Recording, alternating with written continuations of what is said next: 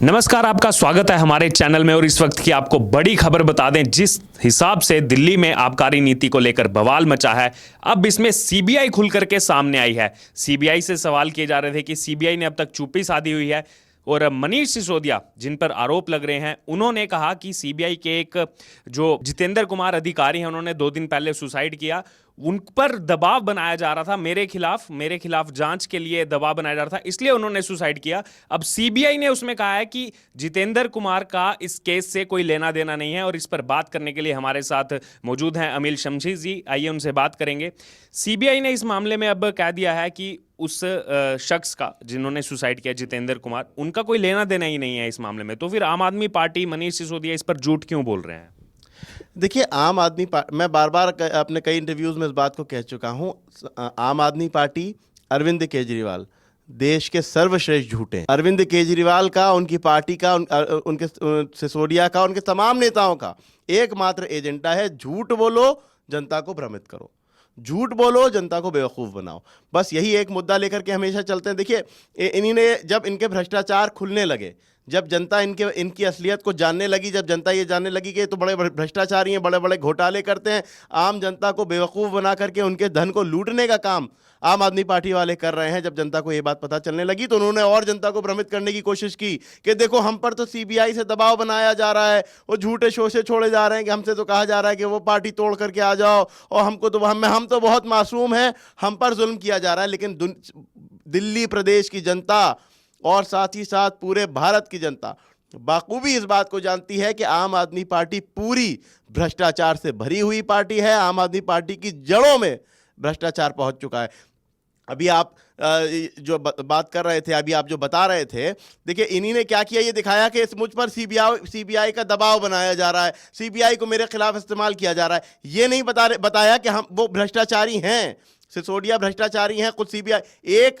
आप जिस तरह से जनता को भ्रमित करते थे, जनता को धोखे देते थे, झूठ बोलते थे, आपने इतनी स्तर से इतना ज्यादा नीचे गिर गए कि एक अधिकारी की मृत्यु पर आप राजनीति करना शुरू कर दी। आपने एक की मृत्यु पर यह बात कह दी। आपने ये कह दिया कि साहब, ये जो जिस अधिकारी ने सुसाइड किया है, हम पर कार्रवाई का दबाव बनाया जा रहा था, जबकि सीबीआई खुद आकर के सामने इस बात को कह रही है कि उस अधिकारी का इस केस से कोई लेना देना नहीं था। आपने झूठ बोला कि हमें सीबीआई ने क्लीन चिट दे दी, जबकि सीबीआई की जांच अभी जारी है। और कितने झूठ बोलेंगे आम आदमी पार्टी के नेता भारत की जनता से, और कितने झूठ बोलेंगे अरविंद केजरीवाल भारत की जनता से। लूट लूट करके खाया है प्रदेश को, दिल्ली प्रदेश को, दिल्ली प्रदेश के जहां पर ये कहते थे कि हम घर घर पानी पहुंचाएंगे, घर घर बिजली पहुंचाएंगे, घर घर राशन पहुंचाएंगे। ना वहां पानी पहुंचा सके, ना राशन पहुंचा सके, ना बिजली पहुंचा सके। पहुंचाने क्या चले थे? घर घर दारू। युवाओं को बर्बाद करने का काम, दिल्ली प्रदेश के युवाओं को बर्बाद करने का काम अरविंद केजरीवाल की सरकार ने किया। अरविंद केजरीवाल गुनहगार हैं दिल्ली की जनता के, अरविंद केजरीवाल गुनहगार हैं भारत की जनता के। अरविंद केजरीवाल सर्वश्रेष्ठ झूठे हैं, और उसकी पार्टी भी सर्वश्रेष्ठ झूठी है। और यही जो क्लीन चिट को लेकर आपने कहा, अब दरअसल उसी प्रेस कॉन्फ्रेंस में सीबीआई ने ये कहा कि जो क्लीन चिट की बात इतने दिनों से मनीष सिसोदिया की तरफ से की जा रही है कि मुझे सीबीआई ने क्लीन चिट दे दी, उस पर सफाई दी है सीबीआई ने कि किसी भी तरह की क्लीन चिट, किसी भी आरोपी को, जितने आरोपियों का नाम एफआईआर में दर्ज है, किसी भी आरोपी को क्लीन चिट नहीं दी गई है। तो यहां पर आम आदमी पार्टी इतने दिनों से जो अपने लिए सकारात्मक प्रयास कर रही थी माहौल बनाने का, उसको लेकर क्या कहेंगे? अब वो एक्सपोज हो गए, यहां पर सीबीआई ने खुलासा कर दिया इस बात का। सकारात्मक प्रयास कैसे? झूठ का पुलिंदा खड़ा कर रहे थे। सकारात्मकता कहीं नहीं थी, नकारात्मकता थी। झूठ के पुलिंदे थे, झूठ के पहाड़ बनाए थे, जनता को बेवकूफ बनाने का काम किया था। झूठ बोल करके आए थे, झूठ बोल करके सत्ता में आए थे, झूठ बोल करके राजनीति में आए थे, धोखा दे करके जनता को राजनीति में आए थे, और झूठ बोलते थे, बोलते हैं, बोलते रहेंगे। अभी भी ये झूठ बोल रहे हैं कि सीबीआई ने इनको क्लीन चिट दे दी। सीबीआई कह रही है कि हमारी इंक्वायरी जारी है, और ये सिसोदिया कह रहे हैं उनको क्लीन चिट दे दी। क्लीन चिट उनको अरविंद केजरीवाल ने दे दी होगी कि नहीं, तुमने कुछ नहीं किया, हम तुमको बचा लेंगे। लेकिन ये प्रदेश की, दिल्ली प्रदेश की जनता है, ये बख्शेगी नहीं गुनहगारों को, ये सजा देगी, और जो दोषी हैं उनके विरुद्ध सख्त से सख्त कार्रवाई होगी और होनी चाहिए। इसी के साथ भारतीय जनता पार्टी की तरफ से एक प्रेस कॉन्फ्रेंस की गई। उसमें एक स्टिंग वीडियो जारी किया गया जो अब सोशल मीडिया पर तेजी से वायरल हो रहा है, और उसमें दिखाया गया कि किस तरह से जो शराब के कारोबारी थे उन्होंने यहाँ पर करप्शन करते हुए ब्लैक मनी को व्हाइट मनी में कन्वर्ट किया। और इसमें मनीष सिसोदिया और केजरीवाल पर जो है पूरा पूरा आरोप बीजेपी की तरफ से लगाया गया है कि देखिए सच्चाई अब देश के सामने आ गई है कि इन्होंने किस हिसाब से इसमें घोटाला किया है।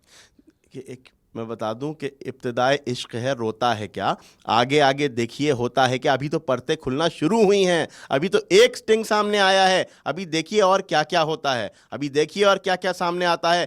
ये तो केवल भ्रष्टाचार की एक परत खुली थी, अभी तो 100 परतें खुलना बाकी हैं। जैसा कि मैंने अभी कहा आपसे कि आम आदमी पार्टी संपूर्ण रूप से भ्रष्टाचार में लिप्त है। आम आदमी पार्टी का एक एक नेता, एक एक मंत्री भ्रष्टाचार में लिप्त है। और जब इनके ऊपर भ्रष्टाचार खुलने लगते हैं, जब इनकी चोरी पकड़ी जाती है, तो ये विक्टिम कार्ड खेलना शुरू कर देते हैं। ये कहते हैं अरे हम तो ईमानदार हैं, हमें दबाया जा रहा है। ये ईमानदारी है, ये ईमानदारी है कि तुम्हारे मंत्रियों को सीबीआई के सामने खड़े होकर के जवाब देना पड़ रहा है, और नहीं जवाब दे पा रहे। इसलिए नहीं जवाब दे पा रहे क्योंकि गलत किया है, भ्रष्टाचार किया है, प्रदेश की जनता को धोखा दिया है। और याद रहे कि ये कोई भी दोषी, अब वो दिन खत्म हो गए, वो दिन जा चुके कि जो भ्रष्टाचारी नेता और दागी नेता जो है सीना चौड़ा करके घूम लेते थे। ये मोदी राज है, ये मोदी राज है, यहाँ पर कोई भी भ्रष्टाचारी बख्शा नहीं जाएगा। और मैं धन्यवाद देता हूँ सीबीआई को कि वो इतनी ईमानदारी से, बेहद अच्छे से पूरी कार्रवाई कर रही है और दोषियों के विरुद्ध कार्रवाई कर रही है। दोषियों में ये बेचैनी, ये हलचल बता रही है कि जो भी वार हो रहे हैं वो बिल्कुल सही लग रहे हैं, इसलिए क्योंकि भ्रष्टाचार है, वहाँ पर भ्रष्टाचार के कीड़े मौजूद हैं पूरी आम आदमी पार्टी में, आम आदमी पार्टी के एक एक नेता में।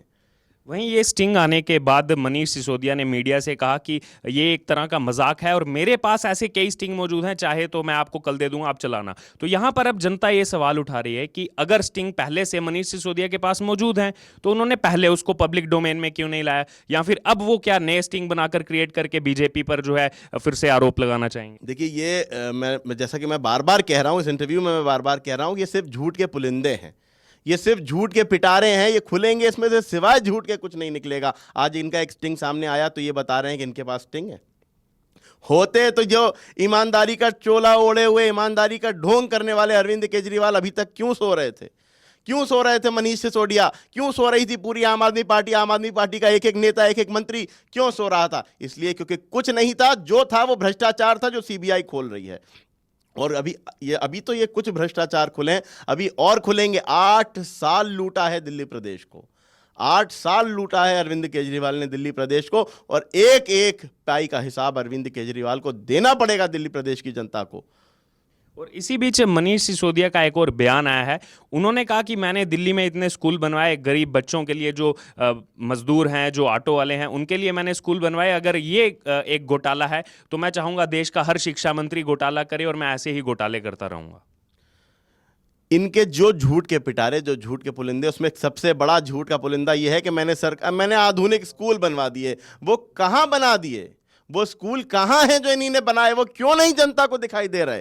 क्यों नहीं वो दिल्ली प्रदेश की जनता को दिखाई दे रहा है? क्यों नहीं दिल्ली प्रदेश की जनता उसे लाभान्वित हो रही? क्योंकि ऐसा कुछ नहीं था। अभी इन्हीं ने यदि कुछ बनाया है तो सिर्फ और सिर्फ भ्रष्टाचार का अड्डा बनाया है आम आदमी पार्टी को, प्रदेश की जनता को धोखा दे करके। अभी इन्हीं ने अगर कुछ किया है तो युवाओं के करियर को बर्बाद करने का, युवाओं को बर्बाद करने का काम किया है। अभी ये जो इनकी ये दारू वाली पॉलिसी थी, आपको याद होगा कि इंटरव्यू बड़ा वायरल हुआ था अरविंद केजरीवाल का। अरे बड़ा मजाक कर रहे थे कि हमने ये कर दिया, हमने फलाना कर दिया, हमने तुम्हारे दवा दारू का इंतजाम कर दिया। फिर कह रहे नहीं, दारू का नहीं, दवा का इंतजाम किया है। दारू का भी इंतजाम तुमने किया था क्योंकि तुम चाहते थे कि दिल्ली प्रदेश के युवाओं की नसों में नशा घूमे, नशा उनकी वो जो है उन नशे के आदी हो जाएं, ताकि वो तुम्हारे जैसे भ्रष्टाचारियों के गुलाम हो जाएं। लेकिन याद रहे, देश की गद्दी पर नरेंद्र मोदी जैसा नेता बैठा है जिसकी 56 इंच की छाती है, जो एक भी युवा को बर्बाद नहीं होने देगा। जितनी कोशिश करना चाहे करके देख ले, जितने भ्रष्टाचार करना चाहे करके देख ले अरविंद केजरीवाल, एक एक पाई का हिसाब देना होगा,